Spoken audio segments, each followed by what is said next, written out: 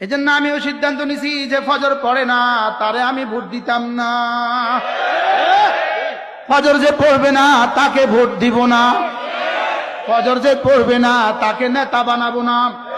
ফজর যে পড়বো না তার হাতে আমার ভাগ্যের চাবি আমি তুলে দিব না। কেন দিব না? ওয়ালা তুতি মান আগফালনা কলবাহু আন যিকরিনা।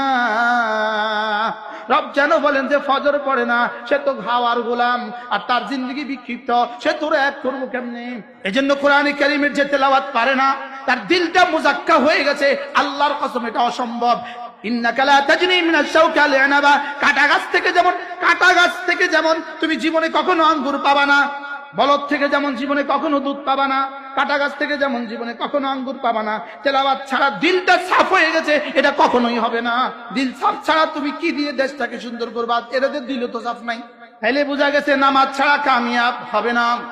নামাজ ছাড়া এমপি তো হতে পারবেন, কামিয়াব না। নামাজ ছাড়া এমন এমপি হবেন যে এমপি পরে আবার ভাগা লাগবে, আবার ভাগলপুরে যাওয়া লাগবে। নামাজ ছাড়া মন্ত্রী হবেন, কামিয়াব না, আবার ভাগলপুরে যাওয়া লাগবে। বলেন কোরআন ছাড়া মন্ত্রী আবার ভাগলপুর, কোরআন ছাড়া এমপি আবার ভাগলপুর, কোরআন ছাড়া প্রধানমন্ত্রী আবার ভাগলপুর। কোরআন ছাড়া যদি 7 মহাদেশের বাদশাহ হও, কোরআন ছাড়া সফল হইতেই পারে না। বিয়ে ছাড়া যেমন বাচ্চা আশা করা যায় না, গাছ ছাড়া যেমন আম আশা করা যায় না, গাভী ছাড়া যেমন দুধ আশা করা যায় না, তাজকিয়ায়ে নফস কোরআন ছাড়া সফলতা আশাই করা যায় না। পারলে ঠেকাও, যদি কেউ পারো বলে আপনার এই বক্তব্যকে আপনাকে উৎস করতে হবে। সারা পৃথিবী মিললে পারলে ডাকাও। তাহলে নামাজ ছাড়া কামিয়াব হয়ে যাবা। নামাজ ছাড়া মন্ত্রী তো হতে পারবা, কামিয়াব হবা না। নামাজ ছাড়া এমপি তো হতে পারবা, কামিয়াব হবা না।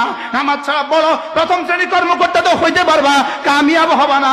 নামাজ ছাড়া ভিসি তো হইতে পারবা, কামিয়াব হবা না। নামাজ ছাড়া ইউনিভার্সিটির প্রফেসর তো হইতে পারবা, কামিয়াব হবা না। নামাজ ছাড়া আমেরিকার প্রেসিডেন্ট তো হইতে পারবে, কামিয়াব না। তেলাওয়াত ছাড়া কি হবে না? নফস পরিষ্কার হবে না। 2 নম্বরে নামাজ ছাড়া নফস পরিষ্কার হবে না। আর নফস পরিষ্কার হওয়া ছাড়া যেই কামিয়াবি তুমি দেখছো, নফস পরিষ্কার হওয়া ছাড়া যেই সফলতা তুমি দেখছো, এই সফলতার পরে আবার শত শত মামলা অপেক্ষা করে।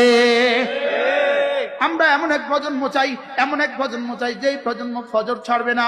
আল্লাহর কসম, যে যুবক ফজর পড়তে সিদ্ধান্ত নিতে পারে, ফজর মানে তুই আমার জন্য ঘুম ছেড়ে দিয়েছিস, কথা দিলাম আমার জাত তোর তা, আজ থেকে তুই আমার আমি তোমার। ফজর ছাড়া বক্তা না বেকার, ফজর ছাড়া নেতা না বেকার, ফজর ছাড়া এমপি না বেকার।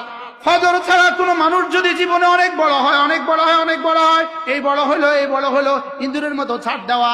কোরআনকে লাজেম করে দাও, আল্লাহর কসম কোরআনকে লাজেম করে দাও। এই দেশের কেউ আর দুর্নীতি করবে